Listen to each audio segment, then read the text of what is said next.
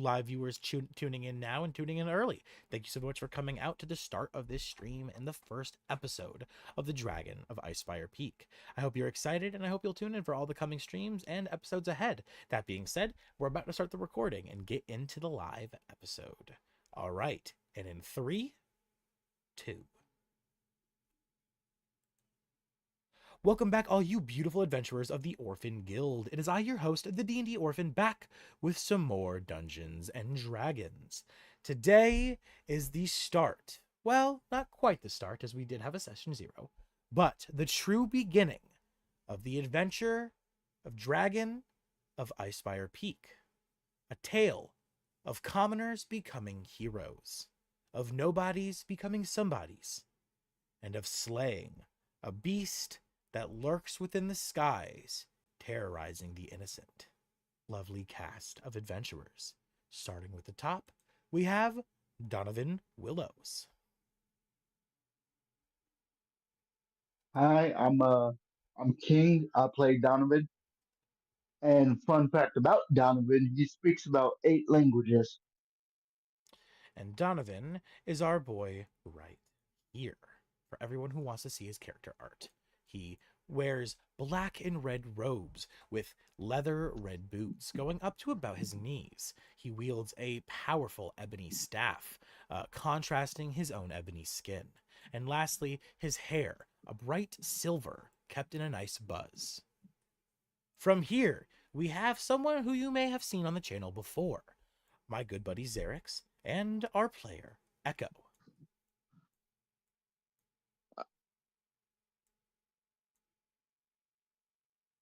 Echo?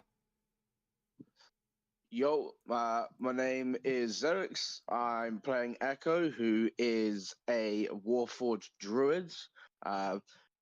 Little fun fact life, he was a nature conservationist, so. Indeed. Indeed he was.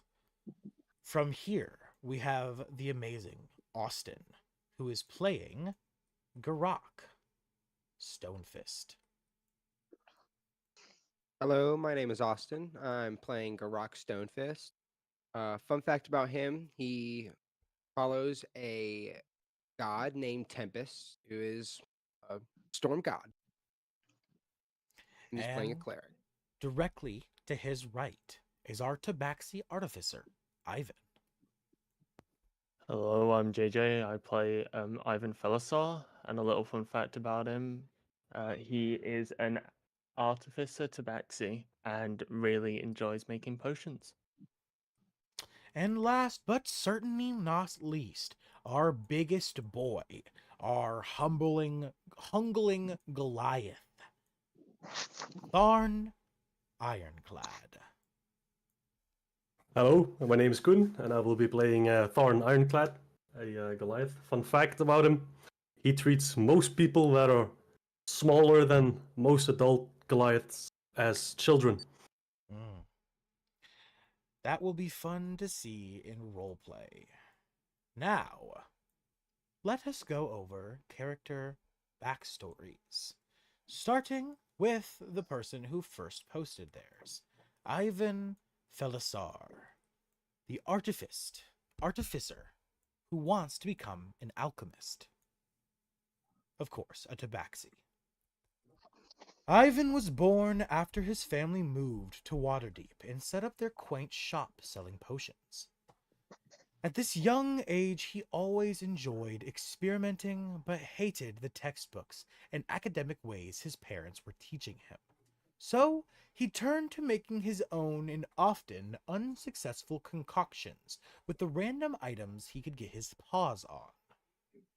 Since he could only find so much in the home without his parents, he'd often sneak out to collect any materials that were left from incoming voyagers at the docks.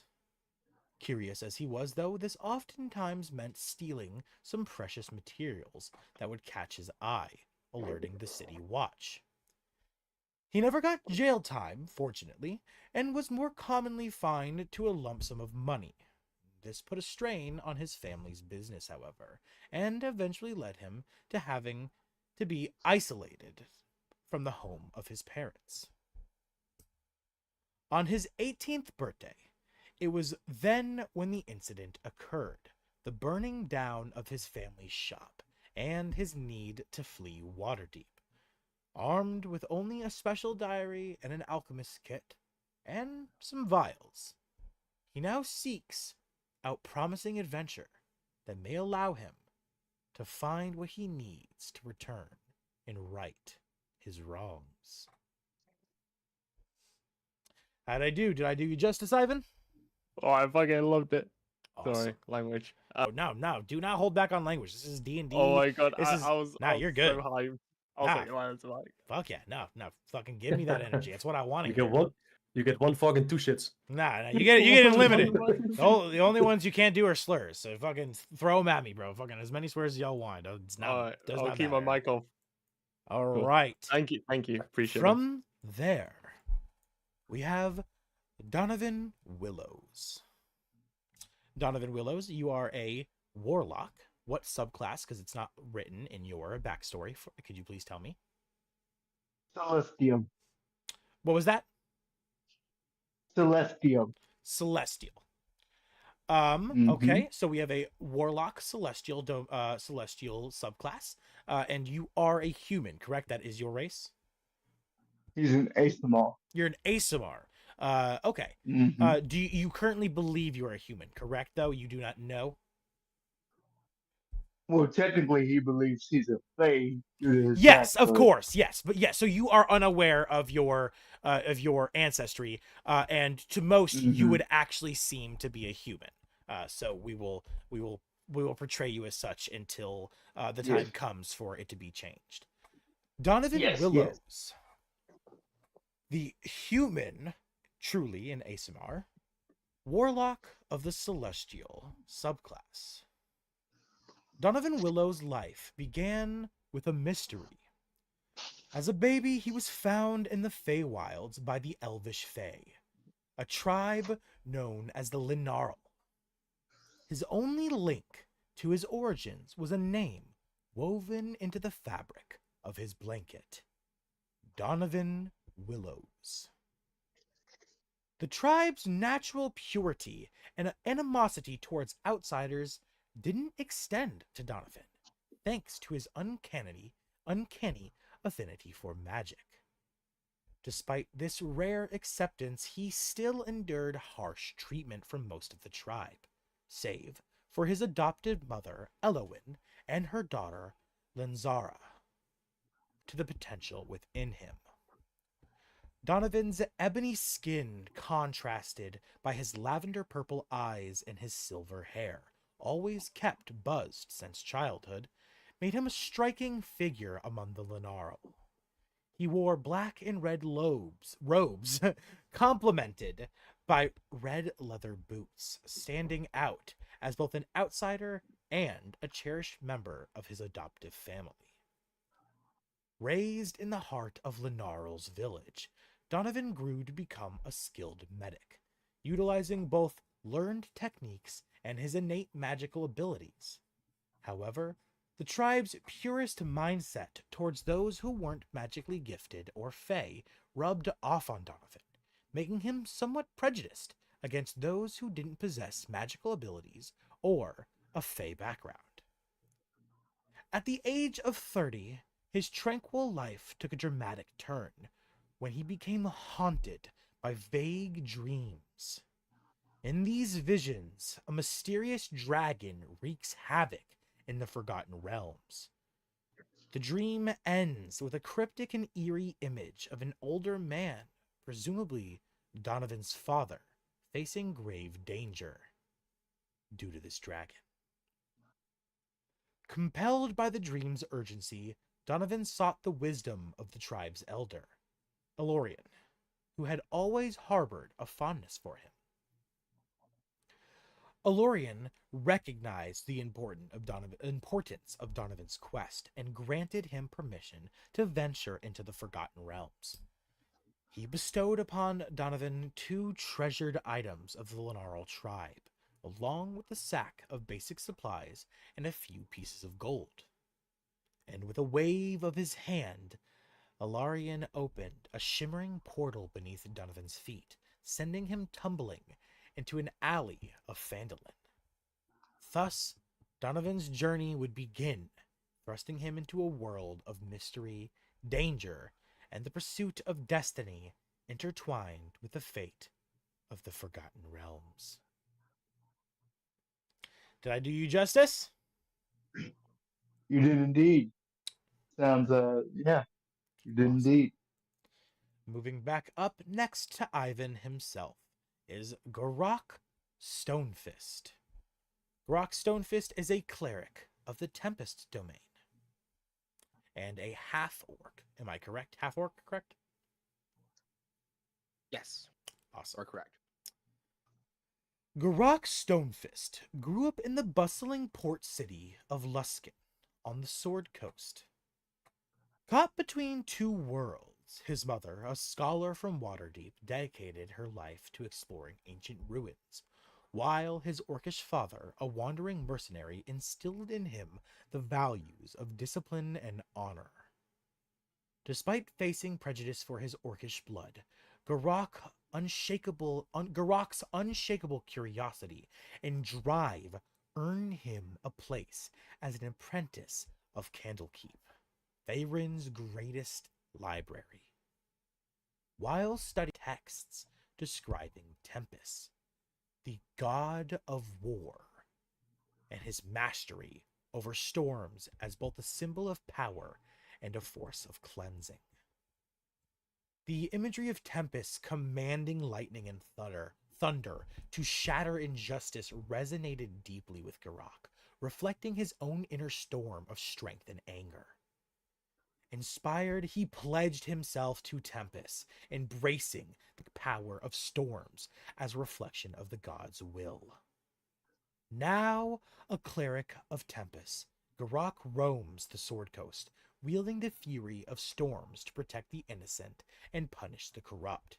His journey is one of balance, learning to harness his tempest nature, while proving that honor and strength can rise above his heritage. Though he seeks to stay calm and disciplined, his anger often surges like the storms he wields, a constant reminder of his struggle to master both himself and the power of Tempest. Garrak, did I was do great. you justice? Amazing. That was great. Oh my god. Amazing, amazing, amazing. You know what else is great? The fact that throughout this, I was laying in bed and a fucking spider crawled on my arm. That's awful. Blech. No, thank you. Oh my god. I was like, Speak- why is my arm ticklish? It's a fucking spider Ah. crawling. I'm like, you dick. Ugh. All right. I don't well, mind spiders, so I just kind of looked at it for a That little bit. one And that- for fuck's sake, but like, Mm. I don't want a spider crawling on me. I don't mind spiders, but it's crawling on me when I'm laying in bed, man. well, At least you don't live in Australia. right. Yeah, I live in Oh, England. really? That would be bad. England is That would be probably bad. England is literally probably the safest place you could ever think of for wildlife. The most dangerous thing here is a badger.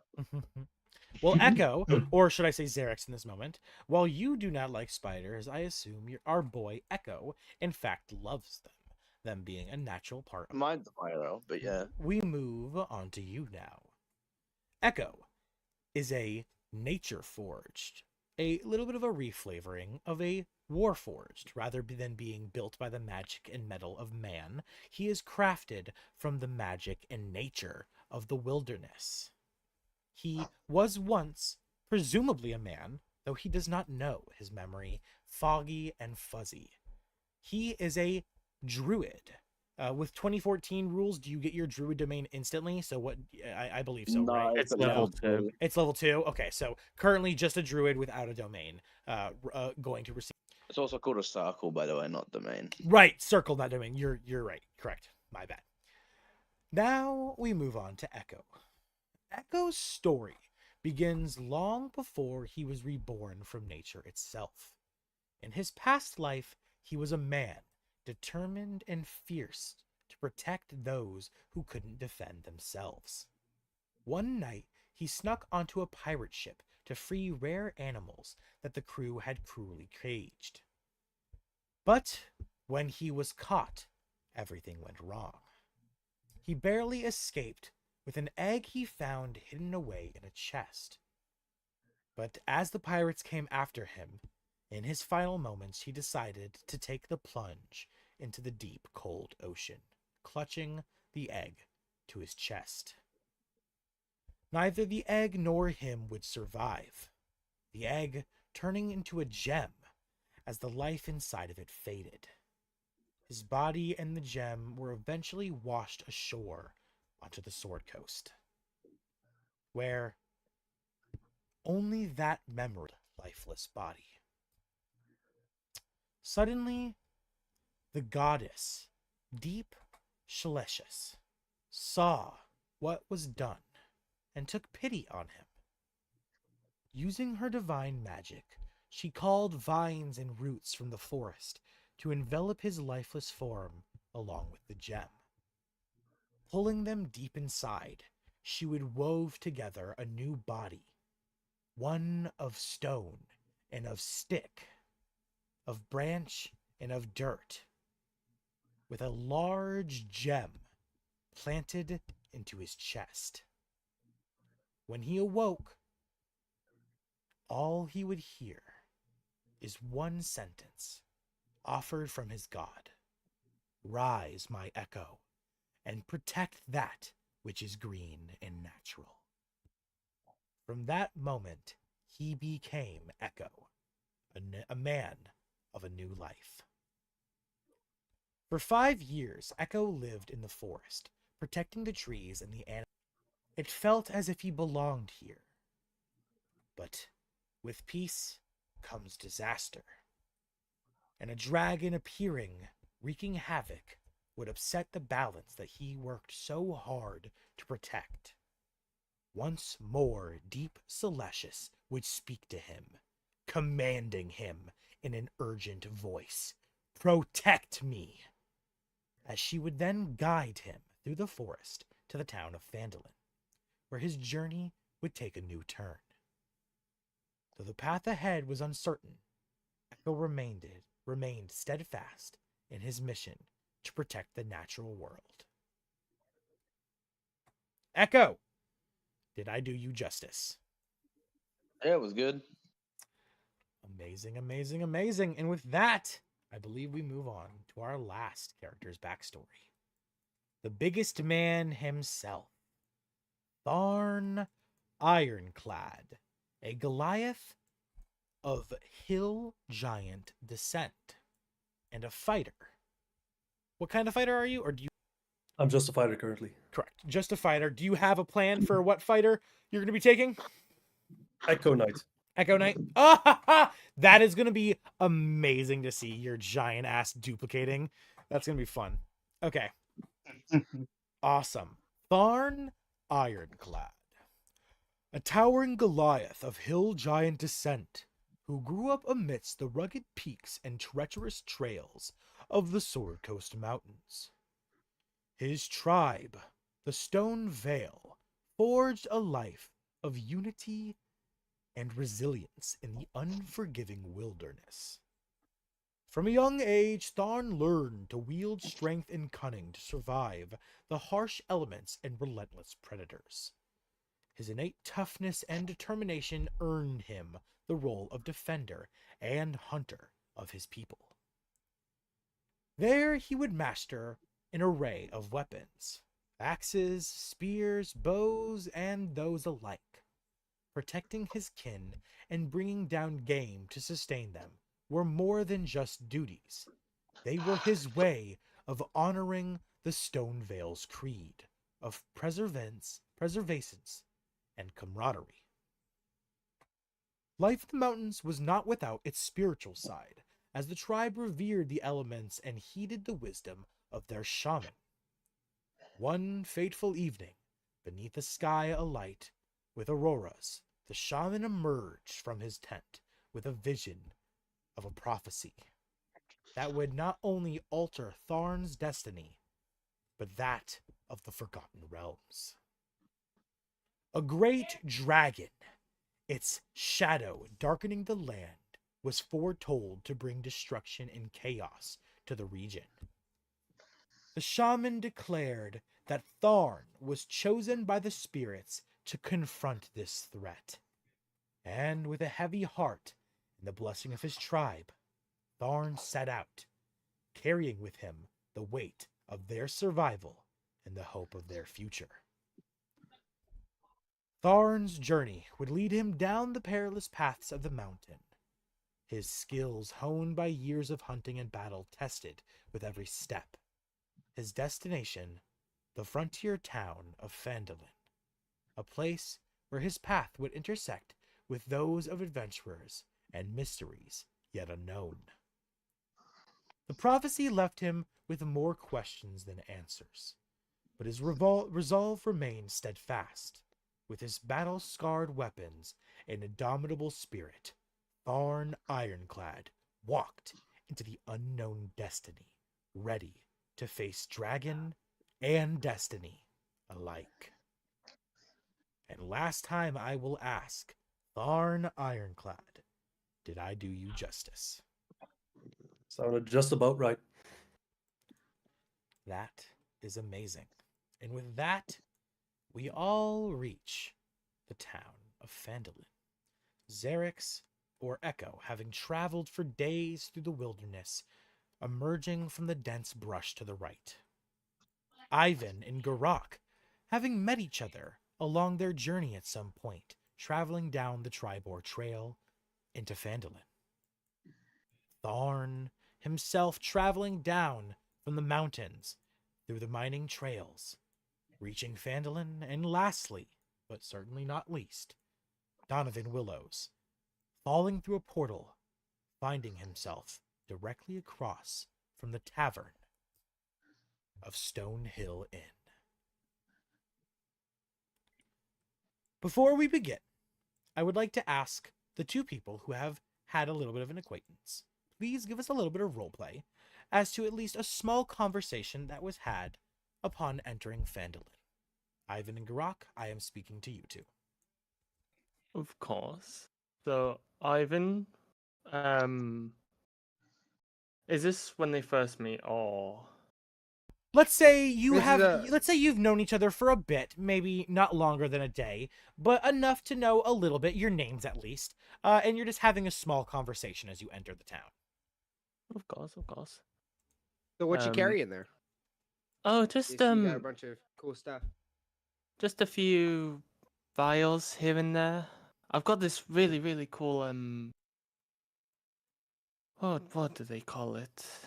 Oh, a diary. That's it. And he will sort of reach into his bag, and it's this really, really thick book. It's almost heavy as he sort of logs it out and holds it out in front. It sort of has I am staring dead-eyed at it. has I burnt love books. pages. He does sort of offer it, but he's not gonna let you hold it, as if he kind of wants you to look at it and like look at the pages as he starts to flip them open. I read as much as I can. As you flip through the pages, I'm just like skimming as much as I can. So the first few pages, they look a little bit like they actually look relatively legible, but as he starts to flip to the other pages, this expression of like hopefulness, but it starts to become less and less legible as sort of the diagrams become more and more complex and the writing becomes more and more technical. Even he doesn't seem to understand it.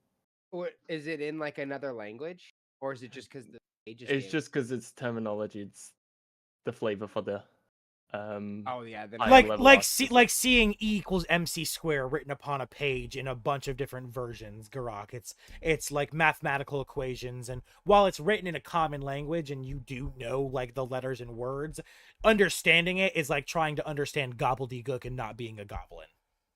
Oh, Yeah. okay. essentially. I immediately I'm just like, you start to lose me, and then I start to pull out some of my books. I'm like, these are mine. And as I show you, it's a lot of books about like spells, and a lot of them based off my god, Tempest. He would go like wide-eyed, sort of. How many books Uh, would you say? 5. Yeah, he would sort of log the die back into his backpack as his shoulder sort of follows through, tries to adjust to drop him. having the weight back on it, and yeah, he tries to at least try and take one of the books to have a read through in complete eagerness. Oh, I offer him. Feel Oh, free. perfect. Well, that's him entertained for a while. Perfect, yeah, and that sets it. That sets the stage perfectly. You spend the rest of your time, Garrak. You give over one of your books to Ivyn, and he studies the pages thoroughly as you guys continue to make your way to, I assume, the tavern. Correct? Most adventurers, especially people like yeah. I you offer. two, yeah. I offer him a drink. Actually, well, not Perfect. not so much a drink, but whatever he wants. Yeah. Yeah, A meal, a water skin, something of the sort, of course. Yeah, of course. Something like that. Awesome. So yeah, you guys spend the rest of your time just, walking together, talking about your books until you guys manage to reach the actual tavern itself. Go ahead and move your characters over to here. All right, now for all the viewers at home, let me set the stage.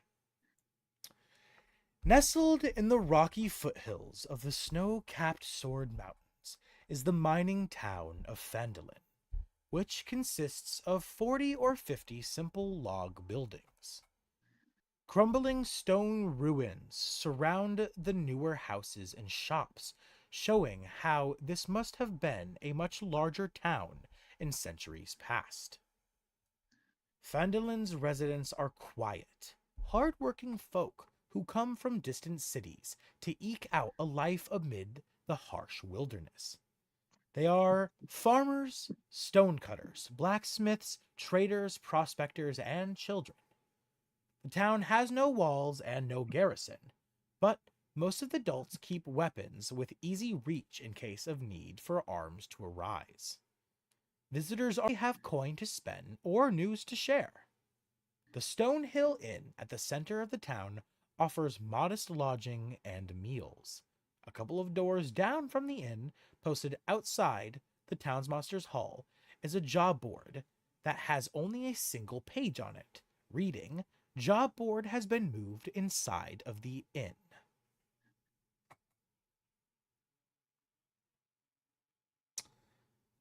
Tharn, as you enter, describe to me how you feel, what Tharn's thinking, seeing this small, quaint village with these log houses, the rather mainly human folk exploring throughout, children running around playing. How does Tharn react to all of this? Tharn will be thinking to himself like, I certainly hope I can find some elders here. I can point my way towards where I need to be. I need to solve the problems for my tribe as fast as I can. So, Tharn, running up to someone small, you obviously assume to be a child because you have this weird feeling that anyone smaller than you is just a child rather than an adult. Except for obvious signs that he's old, like graying or whatever. Yeah, but this is you run up to someone like maybe they're an adult, maybe they're a child. You don't really know because these small people are just so small to you. It's just so weird. But this person is a child. You don't know, but it actually is a real child. And your big lumbering presence, doosh, doosh, doosh, as you stomp up to this kid, and he kind of just turns his head to you, a little blonde boy with bright blue eyes. He looks maybe to be in his tween ages, 12, 13. To you obviously just think him to be a child, maybe an adult. Obviously, you don't know because of your weird mindset of these little people and everything. But he just looks to you and he's just like, "Yeah, can I help you?" Yes, child. Can you point me to your nearest elder where I can maybe get some information? Like your wisest elder that you know. Gwendolyn's father at the town inn runs the place. He's kind of kooky, though. He locks himself behind a door since the big winged beast showed up. That's okay, child. Most people, when they see me, for some reason, they start talking. Well, it's kind of hard to see someone through a door, but Okay, he's that way. And he points towards the inn, perfectly directing you to where you need to go.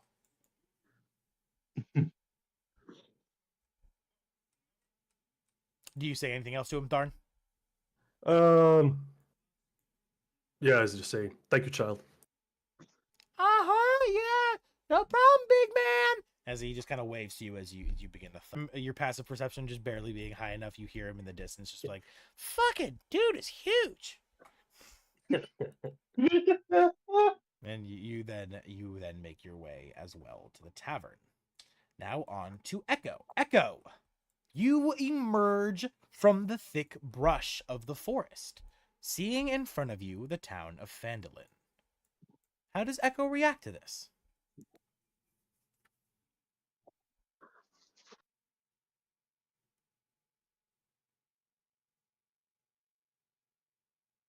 Xerix? Sorry, what? Echo has just emerged from the forest. You have just found Phandalin. You're looking around and making your first, your first glances and everything. How does Echo react to this? It just kind of stands on the edge of the town or the village or whatever, and he keeps staring because he doesn't know exactly what he's looking at. Yeah, and as you're staring, kind of just looking confused, you don't know this site that well. You gut, realizing that all of these buildings, these strange rectangle squares, you're not sure what they are. They're all made of dead trees, and this doesn't anger you. Of course, there are plenty of trees, and trees falling down is but natural. But it definitely doesn't sit well with you that this whole place is essentially slaughtered trees, which you see to be friends, essentially.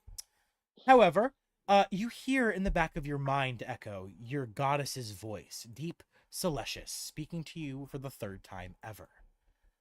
It is all a part of the cycle. Though the trees are now dead, their rot will give life to mushrooms and feed beavers. One day, all of these mortals and buildings will crumble to rubble, and will all return to the cycle. But that building is where you must go. Making as you kind of focus in on the tavern, seeing it's kind of lit up more than the rest of the buildings. It's like getting close to nighttime. It's not quite sunset yet, but the sun is beginning to go down, so it's starting to get a little darker out. And a lot of the buildings, there's a few lights on, candles you can see, but the most brightly lit up one is without a doubt the Stonehill Inn, which is where, when you look at it, your goddess tells you that is where you must head. Oh, I guess I got no other choice. Gotta go to the inn. Yeah. And listening to your goddess, you make your way through a destroyed wall and through some rubble, finding your way to a path that perfectly leads you to the entrance of the inn, where, lastly, Donovan, a portal opens beneath you in the Feywilds, and you tumble down into the alleyway across from the Stonehill Inn. You pick yourself up, brushing yourself off, and get your bearings. What do you do? He's going to he'll look around and just say to himself in Elvish, which he will use as his default language due to his upbringing. He's like, all right, then, I guess I should find the liveliest building. And he'll step out of the alleyway and look around. And looking around is actually when we get our first scene change. Donovan, you step across into a path. Seeing directly in front of you is a very lively building where a few individuals have gathered. There is a cat-like creature, but humanoid, standing upon 2 feet, wearing robes and having vials strewn about him, standing next to a half-orc, which you have seen a few times before. Orcs living in the Fey wilds, here and there, not being the most common thing, but not being also near uncommon. To your right, you see a large wooden man consisting of mainly magic. He kind of gives you a glance and tilts his head a bit, like a confused animal. And lastly, to your left, a large, humbering man has begun thudding upon the path, approaching the building with the rest of you. The first people to see in Garrak, as you are currently talking to the guard standing outside of this tavern, who is at this moment not letting you in. Did he explain So like, why? how much is that? So like, how much is the entrance fee? Like, why can we not get in? Like, what's going on? Ah, I told you. It's not that there's a fee, it's that the guildmaster, the town hall leader, does not want any unknown guests right now. Have you not heard of the disturbance of the winged beast? Well, is a gold piece an unknown guest? Last time I heard, he's known everywhere. And the man kind of looks down at his feet and kind of looks back up to you. Roll persuasion. Ivan's sort of cowering Oh, yeah, I slightly forgot. behind him.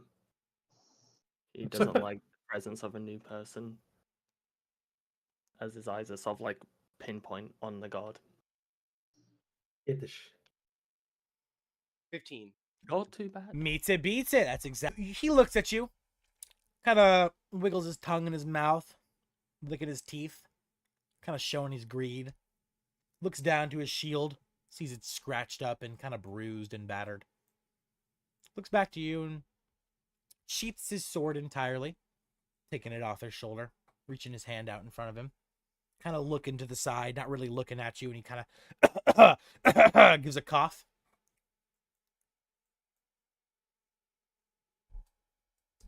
I dropped 3 in his hand. And he's like looking around like whistling, like pretending like he doesn't see you dropping the gold in his hand, trying to play ignorance. And then he sees you drop 3 gold in his hand and he nearly like actually hold on. He natural 1. He shits his pants. You smell you smell the vile shit. He instantly releases his bowels as he sees the 3 gold, and he like quickly, like his shield obviously is like attached to his arm, like through the middle rings, so he doesn't have to physically hold it. So you see his other hand open quickly, and he grabs his pants, like his butt, and he looks around and he quickly like shuffles off to the side, and you see him kind of just disappear off into the bushes. Oh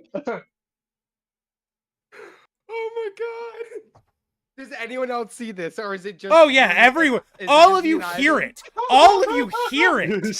You audible. yeah. Oh Oh, my it's a nat. He nat one. He nat one. Not even kidding. Oh, he nat one. He Oh. nat one. He It was nat a wet one one, on wasn't his it? save. He nat one on his save. So you all heard it. You smelt it.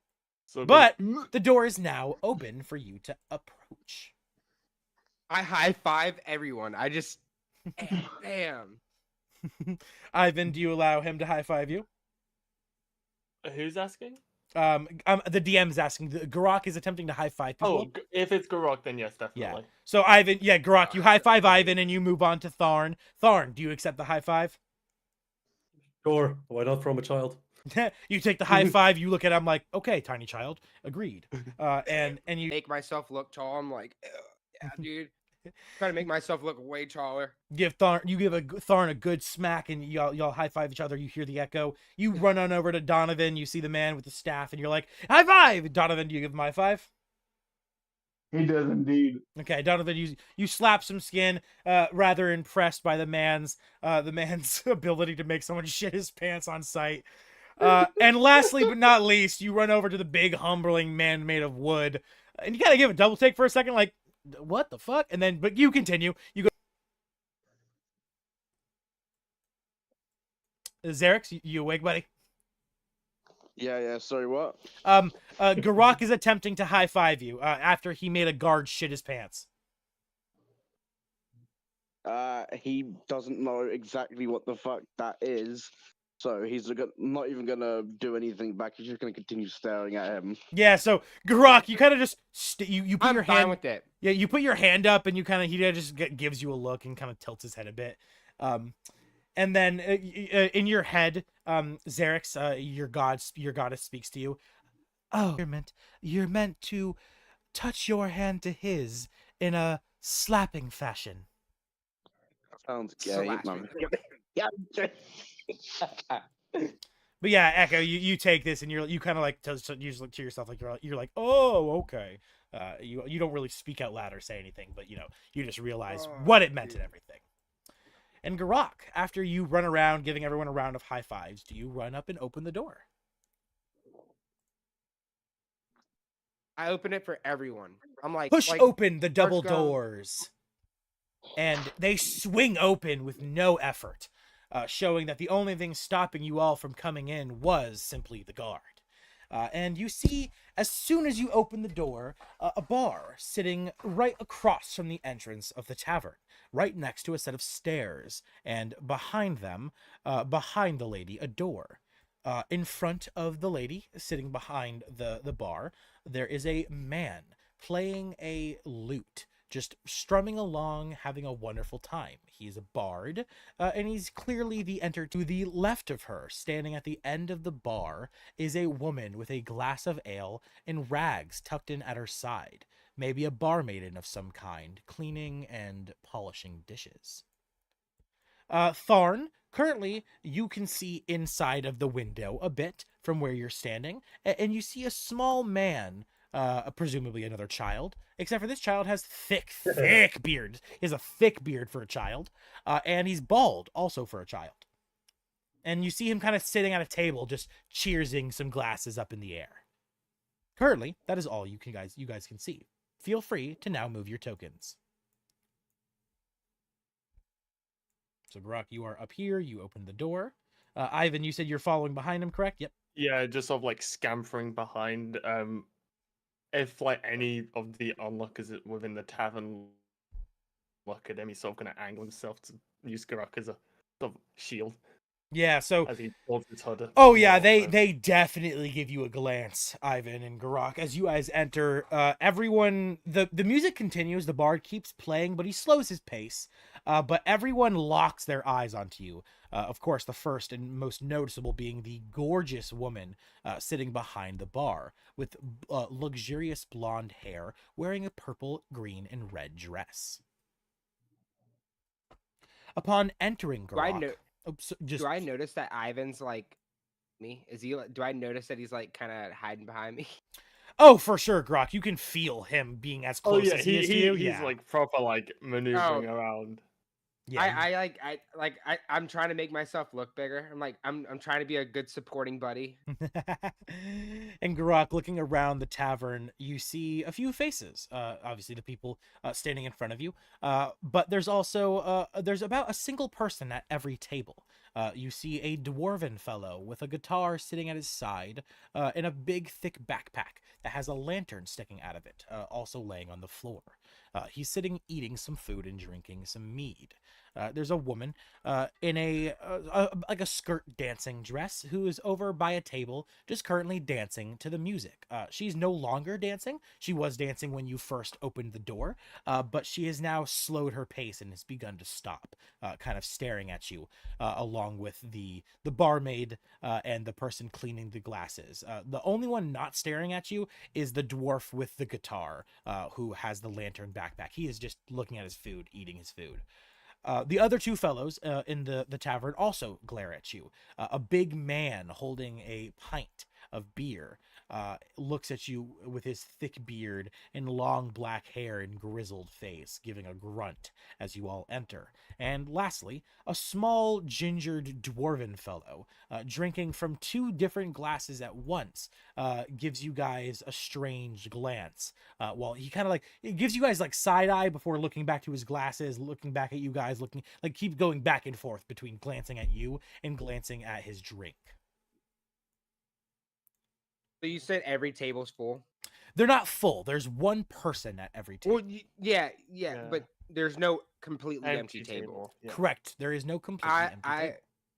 I ask Ivyn, hey Ivyn, you want anything to eat or anything? I'm gonna probably get a drink. If Garrak looks at Ivyn, his like fur standing on edge, you know, when cats feel threatened, their hair stands on end. That's completely fair. Yeah, he's sort of glancing between everyone who's staring at him, and then he looks back at the rest of the people back here, seeing whether or not they're looking to enter or not. he would probably position himself just a little bit here. So he's like got a good distance between everyone, but he's exchanging glances and not really paying attention to what's being said to him. Fair. I buy him a what's for sale here? So you What- walk what- up. like, what's You quote walk up unquote to the sale? bar maiden. Yeah, I walk up to the bar. All right. While you do that, let's go ahead and get everyone else settled into where they would like to go. But before we start, Tharn, Oh, that's Tharn, Donovan, and Echo. Where are the three of you going to be doing? Will you also be following behind them and standing next to the bar, ready to talk to the maiden, or are you guys gonna go find yourselves some seats? Well, Thorn, as the child that he met in the beginning, told him that I could find the elder in the tavern. I will go in with them and go towards the barmaid. Okay. So you follow in, kind of pushing the bar to the side of it. You kind of you don't physically push him, but you don't give much room, obviously, and he kind of moves out of your way a bit, kind of moving closer towards the window.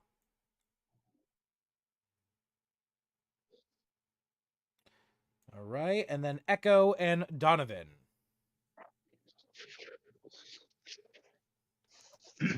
Donovan will walk in and he will go to the woman to the left of the All right, so you're gonna go sit at the stool. Okay. the left stool. Okay, so you take one of the stools. And Echo, do you enter and sit down somewhere, or are you just gonna stare in the doorway like a confused dog? Stand in the the point, like the center point of the room, and he's just gonna start scanning and looking at everyone weirdly. So you like walk to like right here next to the fireplace where you can see everything, and you kind of just like begin to look around. I love that. Yeah, you scan around, Echo, and you hear in your head as you lock eyes on the barmaiden. You hear deep Celestius. She has the info you need. As you walk up behind Donovan and Garrak as Garrak begins to speak to her. All of you are able to hear the conversation. What do you say, Garrak? Hey, what do y'all got for sale here? Might I ask, who are you? I'm Garrak Stonefist. Nice to meet you. Well, Garrak Stonefist, I don't know how you entered the building, seeing as we had a guard placed outside, and she kind of looks around to your side, seeing the guard is no longer there, but seeing no blood or anything and no signs of a scuffle, she's not worried, and she kind of leans back over and she gives a sigh. But it seems that must be handling other important business, kind of giving a little bit of Yeah, an angry tone. he kind of shit himself. I let her know that he shit himself. Oh, of course he did. Wonderful, wonderful, wonderful. Raven. I don't know if he ate something. I don't know what he did. And she kind of walks over to the other side, the other edge of the bar, and she's like, Raven, could you please go get a pair of pants for Hawk out front? It would seem he shit himself. Again, Raven looks at Gwendolyn, the barmaiden, and she's like, "Aye, boss." And she kind of gives a glance before she walks outside, and she also disappears to go help Hawks. If Echo was in this situation, he would have just given her a leaf. Yeah, as you walk by, Echo, you do that. You kind of you pick a leaf off of your body and you hand it over to Raven, and she laughs and she takes it and she's like, "His ass is too big for this." He's like he touches it and it slightly grows a bit. I love that, Echo. The leaf grows and she gives it a wave. She's like, "That's better." And she continues to walk outside. You hear through the window, "Hey, Hawks, I got a leaf for you to wipe your ass with." Wild. I love that, Xerix. Okay, and then you get a good position to sit next to the conversation as the barmaiden looks back to Garrak and says, "Sorry about him. I am Gwendolyn, and I own this establishment called the Stonehill Tavern and Inn. Currently, my father, the Town Hall Master, is locked behind that door, pointing behind her to the door that is directly behind her, right here. And Locked. yeah, there's a door right here. And she says, he is currently too afraid to come out, but any business you need handled, I can do for you. What brings fresh-faced adventurers such as yourself, and she looks at all of you now, to our small town of Phandalin? At this moment, just passing through. Just passing through. I just was coming through the tavern because me and my buddy Ivyn here. Kind of hungry, just looking for a place to sit down for a minute. Just seeing what well, possibly was in store. if you're passing through, I have heard of some troubling news lately. Let me inform you. Hold on, let me make a dice roll. I have to check my table. Time for a Phandalin tale. You get tale number 1. Okay. She tells you, once again, the orcs have come down from their mountains to prey on the lowlands. If Neverwinter doesn't send help to us soon, the orcs will overrun Phandalin and destroy everything we've worked so hard to rebuild. Oh my. Oh my. Forgive me if I may interject. He's still speaking in Elvish, by the way. And he'll continue to say, What the if we fuck help is this them- man saying? Hold up. if we help Excuse me, them- huh? And Gwendolyn, And he the looks barmaiden also looks at you in confusion. The only He's person who understands you is the dwarf who's currently eating, and he looks up from his food and he's like, "They can't understand you, feller." Here? The We have dwarf a translator here? yeah, the dwarf yells out, "They can't understand you, big man. They don't speak Elvish." to a Bithel, and he'll say, so, and then And then the dwarf will speak up again. "Even I can't understand you this time, and I'm rather well versed." so here Let's try another one. Try common. So here John Celestial, and then he'll be like, "Fuck it." So here's Winston Commons on his hands, uncultured swine, and Celestial, and then here's Winston Commons. So if we help you with this ogre problem you said, will Orcs. we be allowed to speak with your father? Oh, problem. I'm sorry. Thank you. If you wish to speak to my father, there's actually 3 quests currently placed upon our board by him himself. And she points over to the left on the wall, over behind the girl in the skirt, the dancing outfit, where you see a bounty board is placed. And upon the bounty board, there is 3 pieces of paper. Whilst I've been looking, I have a- He will. I have a Sorry. quick question. Do you have any Walk over books? to the board. Sorry, guys. Hold on. One at a time. I heard Garrak, you said something about books, right? Yeah, I asked her. I'm just like, just a quick question. Do you have any books? If you seek books of magic, the only person in the No. Any books. Any books. Okay. Well, books of magic are only sold by a woman upon Umbridge Hill. If you would like to find, if you also are seeking potions, that is the same place you'll need to head. Ironically enough, Umbridge Hill is the location of one of those quests. And if you're looking for regular books, there is a outpost in the nearby area by the name of Barthen's Provisions.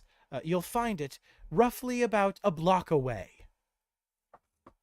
I look at the I look at the Umbridge Hill quest. Is it on the bounty board? Yes, you look over to the bounty board and you see 3 bounties. Yeah, I do that. Read the title of each bounty, and the title Dwarven Excavation.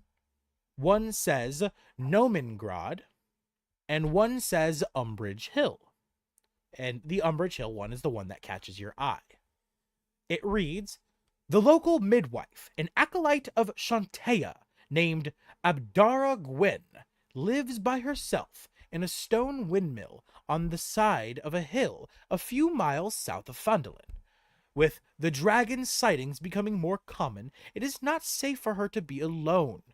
Urge Abdara to return to Phandalin. The inn, I, Townmaster Harbin Wester, will give you your reward of 25 gold pieces per person.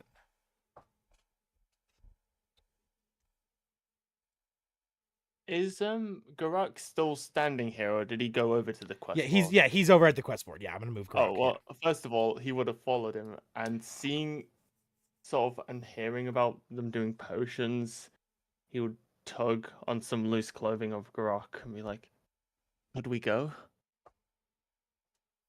I'm He would still ask. thinking. I'm thinking for like a very long time. All right. Well, I'm Ivyn. thinking so long. Well, Ivyn and that Garrak he's are over like, there. Are you good?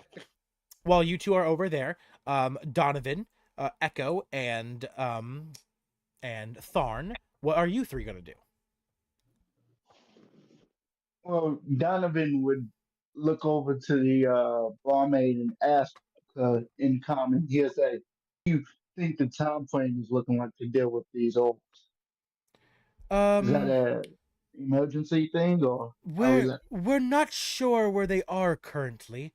They were last spotted over by the mountains, not too far from where you'll head for that dwarven excavation quest. And she points over to the quest board once again.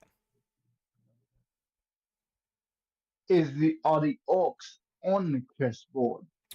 No, we don't know where they reside. We only know rough locations. Though if you would like to investigate about it, as I said, the Dwarven Excavation Quest is the best place. Same rough area as some of the orcs have been spotted. He will then go over to the job board and look at the excavation quest. You walk on over to where Ivyn and where Garrak currently are. You see them currently investigating the Umbrage Hill paper.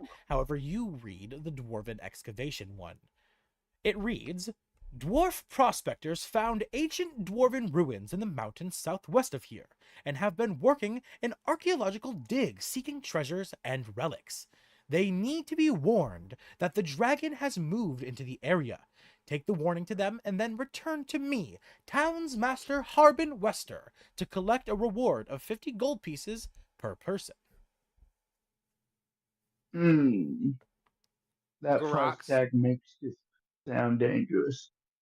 Garrak's talking to Ivyn. Oh, if we can do this, like we might not have enough people. I'm not sure. Oh, we could always give it a try, can we not? I turn around. I ask person behind me, do you want to join us? I'll help you if you help us. Garrak turns to Donovan, being the closest person, and Donovan, Garrak asks you for help, assisting him with the quest on Umbrage Hill.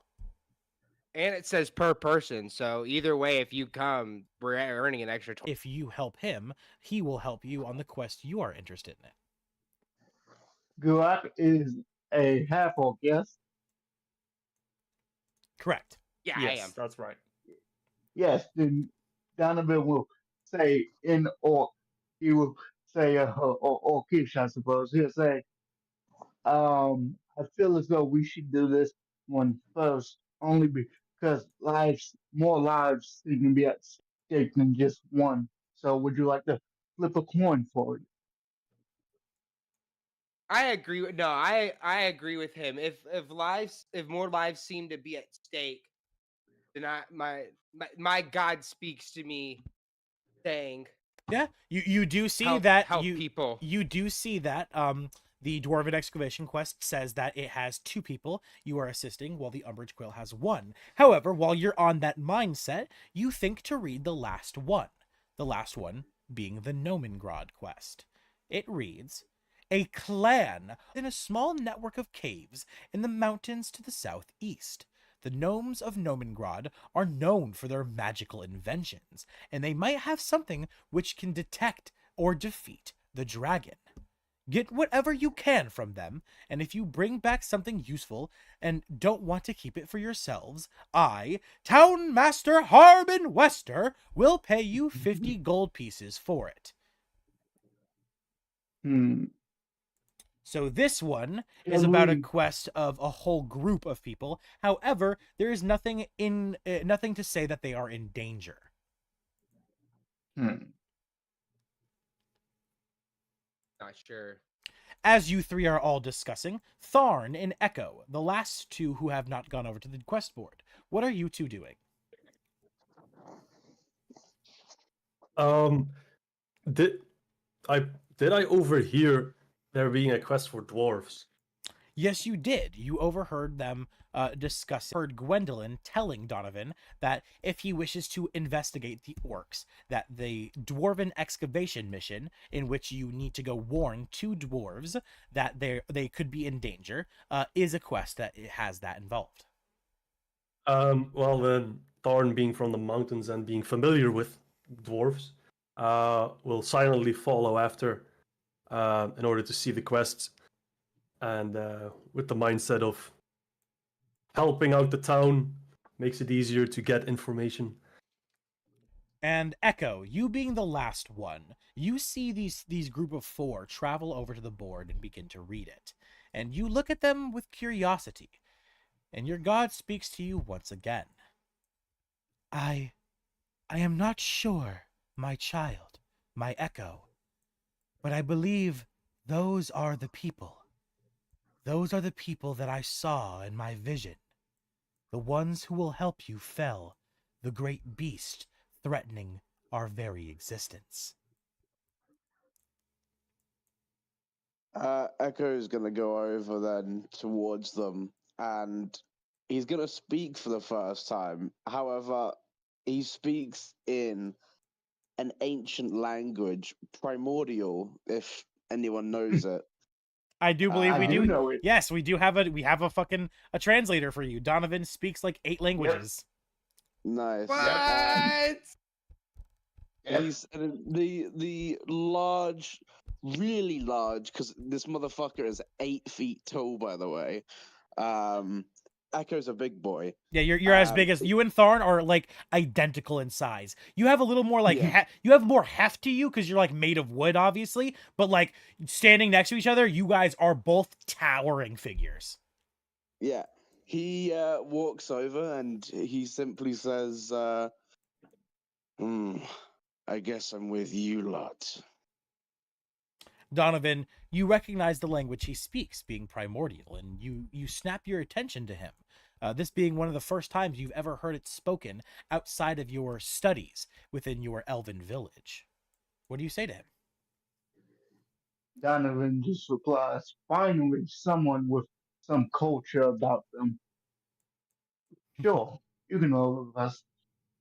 I assume you tell the rest of the party what he said. Yes. Yeah. He simply just kind of grunts and like nods at him. To everyone else, you see this big lumbering wooden man walk over to you and then go, "Bo!" Make like these deep, guttural, violent noises as if he was calling the mountains himself. Like, does anybody know like the dwarven mountain singing from Lord of the Rings? Like that deep guttural sound that the males make when they do it? Like that kind of sound is what he is, all that comes out of his voice. And then Donovan turns to him and then makes the same noises, just in a less deep tone, obviously, because he's human, or because he's in a smaller figure. But they both just start going bo bo to each other, and you're all just like fucking so confused. How loud would it be? Oh, do you reckon? For Echo, it's loud. It's booming. But for Donovan, it's nowhere near as booming. Perfect. If I try to, if I try to,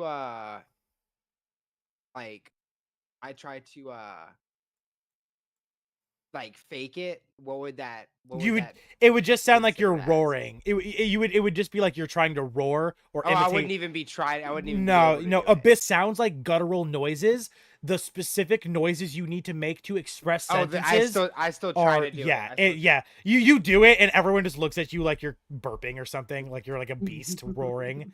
Fucking Echo has no idea. Echo's gonna hand him a leaf to the one that tried to imitate it, and because he doesn't, he thinks you're dying or something. So, yeah, it sounds like an injured beast. Yeah. hand you a leaf for comfort. He hands you a comfort. It's a pretty leaf too. It's got like good colors on it. Oh. It's not the other. I look so happy. The other leaf he gave to Raven for the guy to wipe his ass with was like just a brown leaf. It was just a big brown leaf. This one's like, it's got pretty shapes in it. It's nice. It's elegant. It's like a get well soon leaf. It's like it's like Get a well soon. it's a recover from your cancer leaf. All right. You don't die. Ivan's definitely covering his ears though when they start bellowing. Yeah. Yeah, you're as you all realize that maybe something has pulled you all together on purpose, and you all decide to group up together. Where or what quest are you taking? I think we should do the dwarven one. I also think we should do that one. 2 votes for the dwarven excavation. Ivan will follow wherever Garrak is going Okay. out of this- Did Tharn say what he Yeah, the dwarf thing. He said he's that over. he wanted to? Yeah, he walked Yeah, over here and okay, then- he said he was here for dwarves. Then I going off what Tharn said, I feel like enough people in here want to do that we should do it. All right, so that's 2 votes for, or that's 3 votes for the dwarven excavation. Echo, or that's 4 votes. Echo, you're the only one, and you've already agreed to just go with the party. Yeah, no, he Yeah. doesn't care. Yeah, just you're just a big, you're like just a big beast essentially. You have intelligence. You're not like dumb. You're just not like a speaker. You're just a big wide-eyed animal. Yeah, I just love that. exists. I love that about Echo. Also, he goes over to the cat who's good at hearing and starts talking in close to their ear. It's kind of like it extra affects them, but he doesn't know what you say. What do you say though, Echo? Like, are you saying sorry? He's just saying he says kitty cat.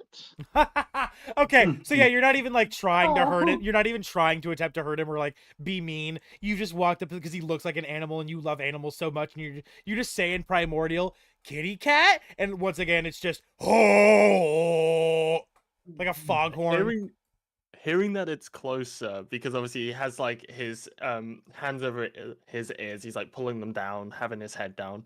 He like looks up, and his eyes are like, you can see the whites of his eyes, they're that narrow. Just seeing this ginormous, how tall? 8 feet. 8 But feet. when you look up at him, Ivan, you get this feeling of softness. You look into his eyes, like, and you see just swirling magic, right? It's just like, it's natural. It's like you were looking out into the wilderness and seeing a beautiful forest unfold infinitely in front of your eyes.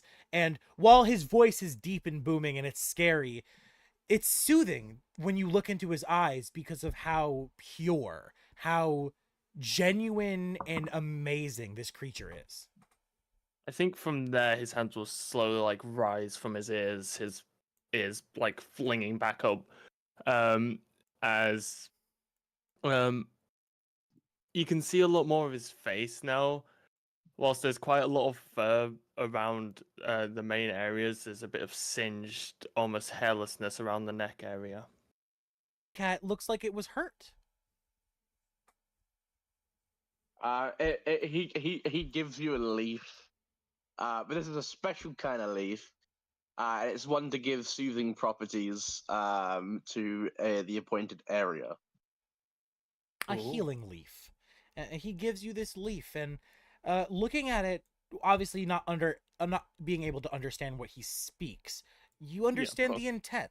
You feel leaf, almost as if like it's basked in aloe vera or lotion. You know, it's not potent, it's not powerful, not even strong enough to use a spell slot or anything, but it's definitely soothing. Nice. I think he will put like one of his vials that has one of the corks in it, will like very, very carefully try and like slide it in without damaging it. Yeah, you roll the leaf up and it slides yeah. perfectly into the vial.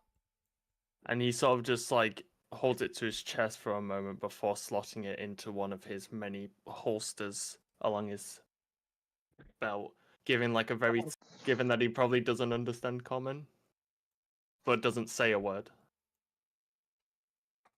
But- The massive green man is just gonna pat the kitty on the head. and I love this. I love this fucking like back and forth. This is great. This is so great. Fucking yeah.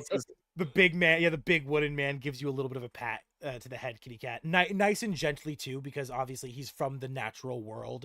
While he's a big lumbering man, he knows how a butterfly or hurt a bunny. He would be able to perfectly and even though his skin is made of wood, it feels soft. It's like silk. It's like it's compassionate. It's gentle.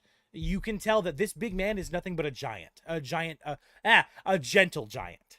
I don't suppose as he pats Ivan's head that some of like the moss or whatever might have lingered in his ears. Oh yeah, definitely a little bit of like stick rubble, leaf rubble, it kind of like just like sticks to your fur a bit in your hood.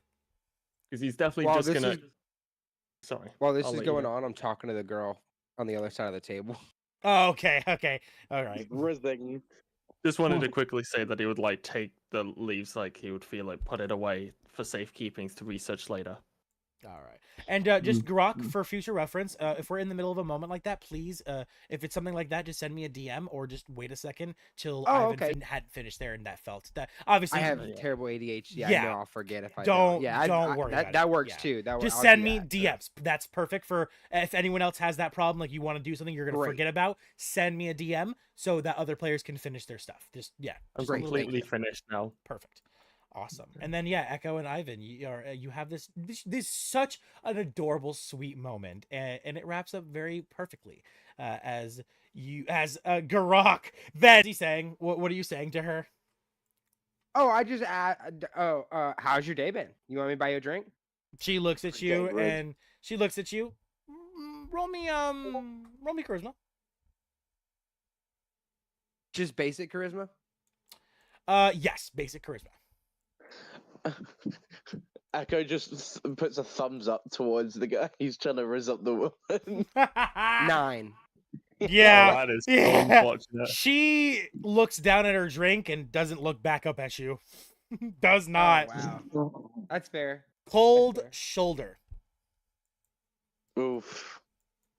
And then you see Donovan walk on over to the dwarf. To this one or to the one down below, Donovan?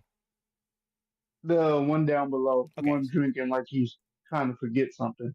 All right. So you walk on down to the dwarf currently drinking from 2 different mugs at once. Definitely seeming like he's trying to forget, but he always remembers. And what do you say to him? Donovan, how do you do? You seem to understand me when I speak my native tongue. Oh, so no. That's this one over here. No, that's this one over here. Oh, sorry. Yeah. Then he would go over there. Yeah, so you go over to the dwarf who's currently like he's looking at his food, eating it, drinking from his mug, not really giving anyone else any attention. And you sit down and you speak to him, and you speak in your common language, not in common, but in the language you both understand. And you ask him, so you seem to understand my language. And turning back to you and speaking in Abyssal, I've been around the world quite a few times. Can you tell me anything about this excavation or any tips about it at all? The Goliath excavation? You have talked. It's on the job board? Sadly, I know nothing of the dwarven job, but I do have a tale for you. And now let me roll on my Phandalin Tales. You hear Phandalin Tale number 2. Yeah. As the Tribor Trail runs east, it passes through this ruins, place called Conberry. There's a ruined temple south of it, where it's said that the locals hid their gold.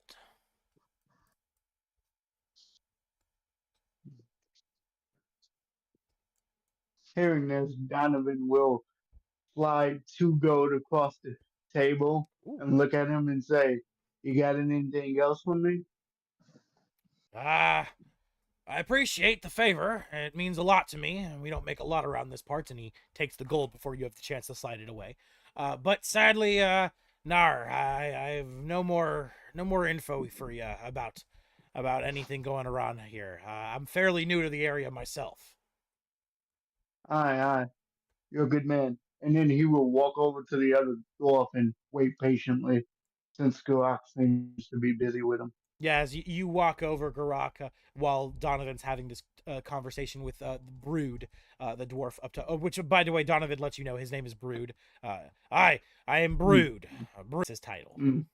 And then Garrak, what do you say to the man who looks like he's trying to forget but always remembers? I asked him if this is how he usually... Well, first of all, is this seat taken? No, there is no one else. Only the visible people on the map are. Oh, no, I asked him that. Him that. I don't want to just sit down. He vomits to the side, hiccups a few more times. Nah, sit down. Sweet! Nah, sit down. Take the chair. The vomit from his mouth as he slams both of the glasses down. Where'd he throw up? Did he throw up like off to the side? Yeah, off to like next to the wall, like against the wall. You can see it dripping. Okay. You can see it dripping down the wall. That doesn't bother me. That doesn't bother me. Nice. I'm like, I asked him, is this usually how you drink? Well, when 4 of your wives all die from the plague, you beat your fucking ass. I do. Oh fuck! I buy him around. Slams both of the glasses. I buy him around, which is 2 drinks. Every time he slams his glasses down, they're empty. He has 2 glasses, and you realize that they've been empty this whole time. This man is not in his right mind. Oh.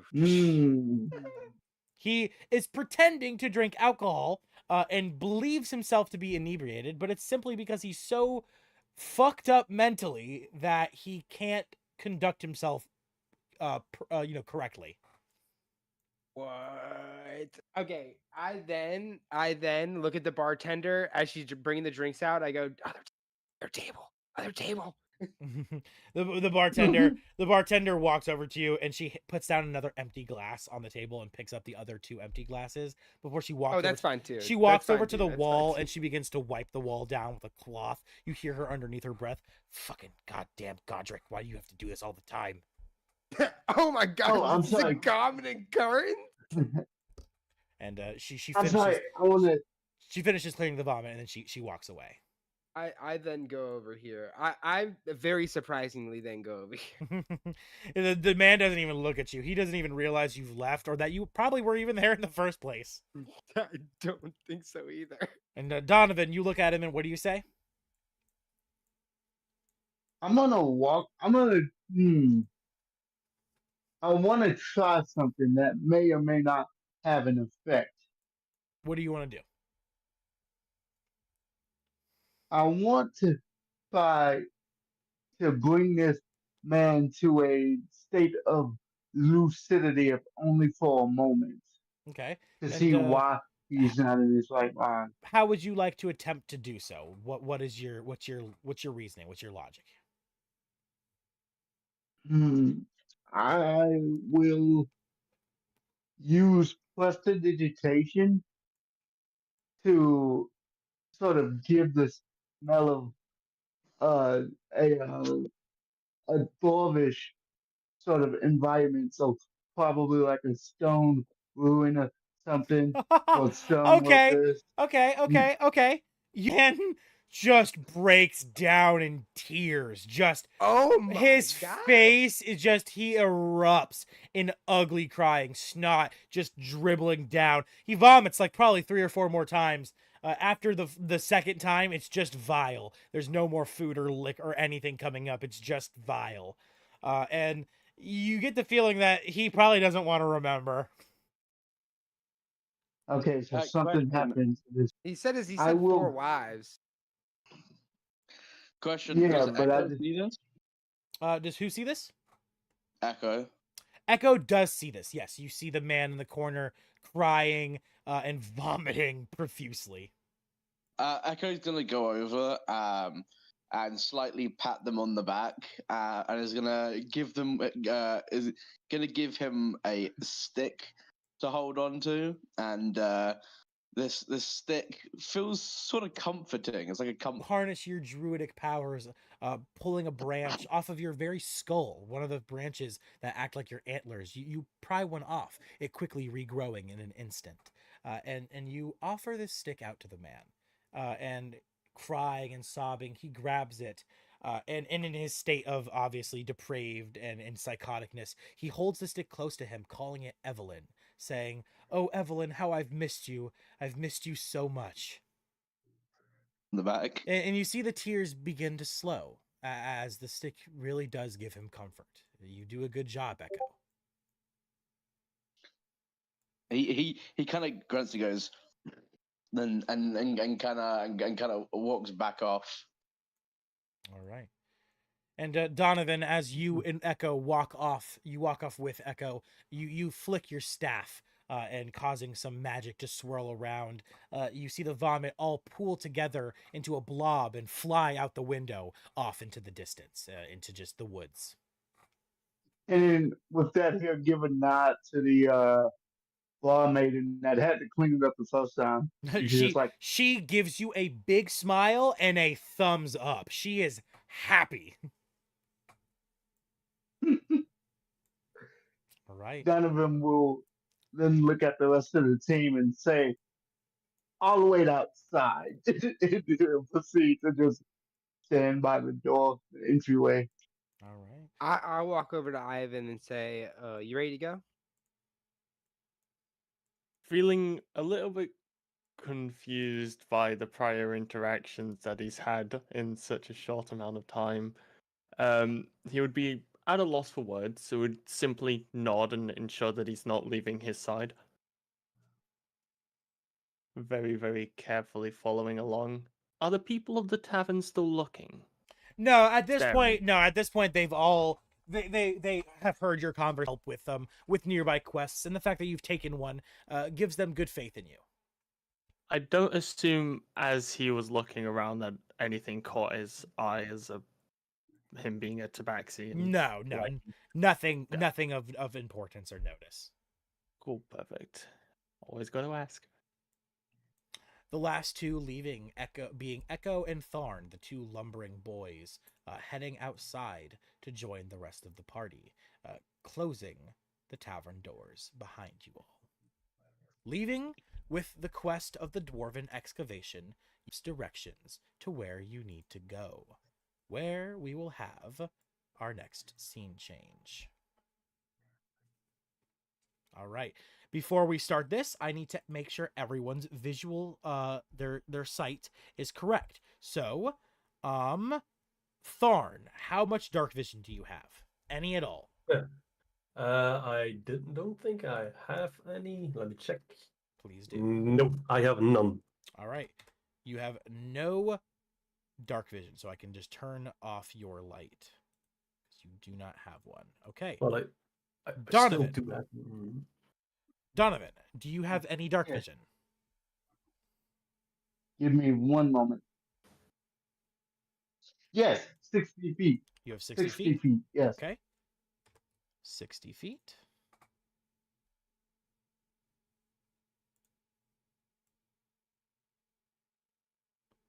Ignore the rulers. Ignore the rulers. Okay. They are not. We will be going based off of grid. So use the grid. You see the squares that are actually on the map? That's the Yes, grid. That's yes. the grid you'll go off of. Okay. I assume those are 5 feet grids. Yes, they are. Indeed. Right. Yes. Okay. Hold on, give me a second. I'm just trying to.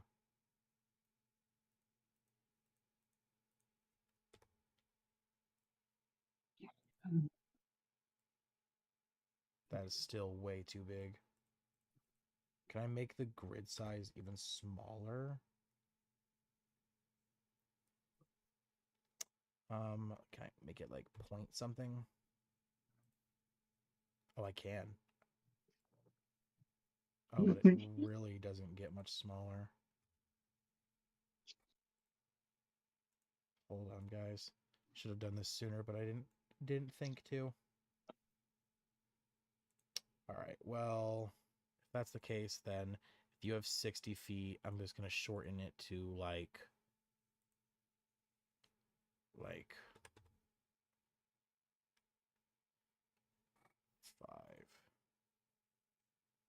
Hold on, let me turn off everybody else's light for a second. So only Donovan's is on.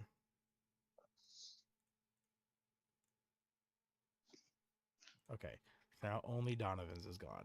You can see up to 5, 10, 15, 20, 25, 30, 35, 40.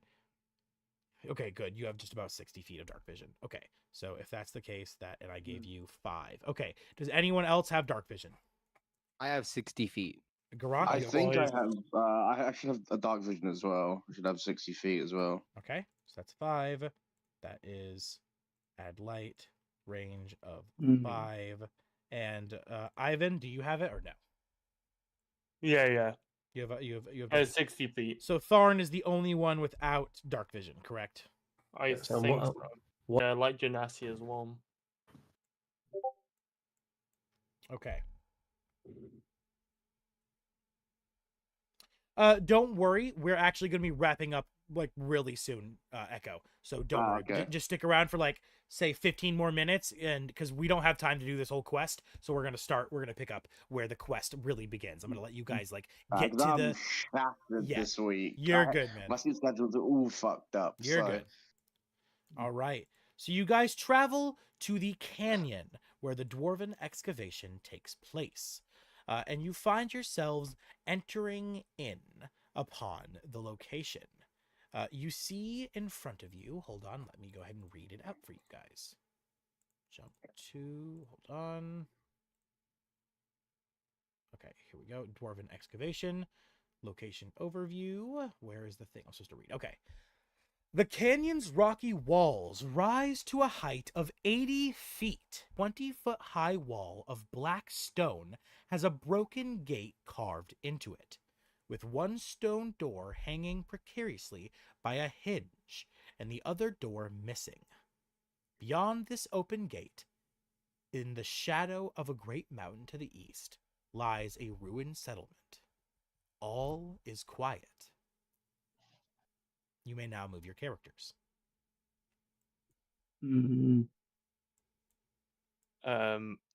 would definitely be seeing him as a sort of frontline figure for him to try and support and keep going. Okay. Me and Ivyn are just having small conversations Oh yeah, they're Like, definitely like about- conversing in about- small talk. about just honestly, we're probably about now. We're probably talking Well, like our Big tree Me- man, go forward. me just seeing 3 children following this big tree, I'll just stand in front of the tree. 3 children Donovan and a big will tree, gotta love it. All right. Oh, Donovan will actually call out to Echo and ask him for a branch in Primordial. he kind of tilts his head a little bit and asks, "Why do you need a branch?" It's for the other big guy. And he snaps one off and hands it. Taking the branch, he will take the branch and cast light on it and hand it to Thon. So, I am holding a shield and a weapon, presumably. Or am I? Or is it just on my back because we're not in combat yet? Yeah, it's just on your back right now. Okay, then that's fine. Entering inside, you guys find a ruined settlement. All knowledge of this settlement, including its name, has vanished, along with its original inhabitants. You are able to easily tell that whoever or whatever lived here were all killed by an avalanche. There is a bunch of rubble strewn about, most of these walls and makeshift buildings being clearly destroyed by large boulders and the such. The place has been thoroughly ransacked, and anyone who attempts to find anything, all you will find is crushed dwarven bones and the signs of recent campfires. Continuing in, you guys make your way down deeper into the canyon, where you begin to hear arguing in the distance. Two identical voices talking to each other, yelling about back and forth. No, it's mine!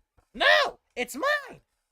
No, it is mine! Mine! And then you just hear it back and forth constantly, just over and over again. You so much that you have easily the opportunity to do something, say something, or approach them, whatever you would like to do.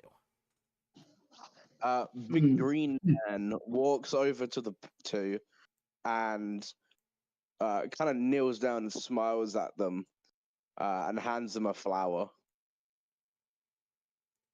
You as they jump, turning around to see your big frame. Oh, what the fucking shit? Big man. Yeah, I know, he's really big. It's still mine, though. No, it's mine. Tharn will talk to them in Dwarvish, saying, calm down, explorers. What is the issue about? He thinks he found the gem, but I found the gem. No, I found the gem, but he thinks he found the gem. You see that they both have one hand on an orange gem. Which, Tharn, you have a little bit of knowledge on this. Your shaman, you've seen him holding one of these gems before, for use of maybe a potion, ritual, something of the sort. And you know it not to be a gem, but to be the feces of an orcish jelly. I will tell them that it is, well, feces of an orcish jelly, and that it is in fact not a jewel. And they both look at it, and at the same time, ew, they drop it, and they start wiping their hands. Well, that makes sense. We did encounter one of those in there. I know, brother, but we can't even do anything about it because we're too weak. How are we supposed to do anything about that when we're so small? And then they look over to both of you big boys. Wait a second. What brings you fellers here in the first place? They both look at you. For the first time anyone has heard from the big guy, he speaks in common and says, work. Oh! What kind of work? You here to help us with the excavation? He just simply nods. Their lips this could be useful. Donovan, you walk up behind them, and what do you say? He's just Donovan's gonna say, so you said you encountered some orc? No, not an orc. It's an orcish jelly. They're like slimes, but more voracious and dangerous. I hear voracious and dangerous, and I get excited. Are they speaking in common or in yes, Dwarvish? They are speaking common. While Tharn spoke in Dwarvish to them, they are replying in common. Okay, I hear that they're vicious, and I get excited, and then I'm like, ooh. It's at this time you all remember that your quest is simply to warn them of the dragon, and that is all. I've got all the notes taken, and I was like, wait, hang on a sec. So Ivyn, will... you meekishly speak up, I assume, right? You tell Garrak, you still being behind him. I assume. Oh yeah. You kind of tug. He would on definitely him. tug. Yeah, definitely tug and be like, well, we actually just need to warn them, no? Oh, is what he would whisper to him. Oh yeah, no, you're right. Yeah, we speak up.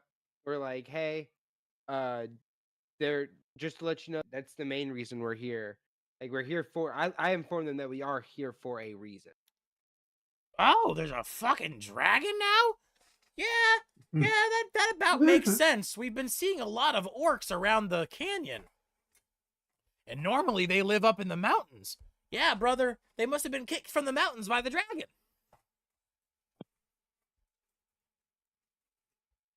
They keep talking back and forth to themselves. I'm not gonna lie. I thought these were goblins at first because the way they speak. For a split moment, yes, agreed. Nah, they're dwarves. For a split moment. They're just dummies. I then Wow. asked them about the orcish jelly, though. Speaking of the jelly, you say you're only here to warn us of the dragon, but what if we offered you a quest of our own, huh? I mean, that sounds very plausible. Perfect. It sounds like you want to make a deal. Donovan will Ivan's- say, stepping forward. Ivan's definitely shivering at the thought of like doing more in this like. How cold is it in this? Can't- I turn around. It's a pretty and chilly canyon. You feel the wind blowing constantly. He'll bring out his thermal cube and just sort of keep it tucked underneath his cloak. I turn around and I inform Ivyn that it's like it's okay. I've got this. They As turn well to as you. as well as I let him know that I do have spare the dime. So just in case. The two dwarves turn to you and they say, "So, if you help us out on this little quest of ours and you go kill everything that's in those ruins, we know that there is for sure one orcish jelly, but we believe there to be maybe two more other than that as well. If you handle all of that danger and you come back out, we'll give you these." And one of them pulls out a stone, and then the other one pulls out a stone. They Are have these also matching- are these also poop? Are these actual No. stones? These are matching sending stones. And for anyone who would like to know what a sending stone, they come in pairs, Ooh. each with smooth stones carved to match each other. While you touch one stone, you can use an action to cast the sending spell from it. The target It's a phone. the target is the bearer of the other stone. If no creature bears the other stone, you know that as soon as you attempt to do the spell, because it will not cast. Once sending is cast through the stone, they cannot be used again until next dawn. It's basically a phone with credit. Yeah. Can I use A one-way insight to phone. see if they're honest, like if they're lying to us? Oh, no, Like, are they they're- trying to trick us? They're not even trying to hide. They're being bluntly honest. No, there's no Okay, all right. there's no alrighty, deceit. alrighty. They are being genuine. Is the Alright. feces on the ground now? Yes, the feces is still on the Yeah, ground. I was gonna say, Echo goes to pick it up. Oh no! Ivan was gonna go pick it up as well, Yoink. but Echo, he you was Can I- see on it. you see Ivyn, the kitty cat, attempt to reach for it, but you grab it just before he does. What do you do? He kind of tilts his head and speaks in primordial. Did you want it? If that's all right, he sort of like, as soon as it's been taken, he kind of like backpedals a lot, acting as if he wasn't trying to go for it. He was very like tunnel visioned on it, so he wasn't really paying attention. He basically grabs your grabs your wrist like slightly, turns your hand so your palm is facing, and he drops it into your palm. With his gloved hand, he'll sort of like quickly like grasp it.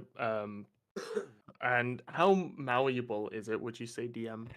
It's soft, but it is still a stone of sorts, right? So it's like fool's gold, how you can kind of bend it, flake it, and you can, Yeah, it's like yeah. hmm. it's soft, but it's not like just straight up rubber. Does it Galleon. smell? No, it's got no smell to it. Oh, that's perfect. I think he would just pop that in his bag.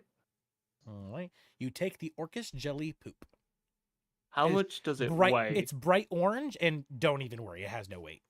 Oh, perfect. I was worried I was gonna get encumbered with that 8 Yeah, it's like pounds I it's have to no, it's fucking, it's like an ounce in weight. It's tiny. Oh, perfect. Wait, how much is an ounce in weight? Like, how big is it? Would you say a hand size? Like, yeah, it's like a palm. It's like a palm, like your palm. Got you.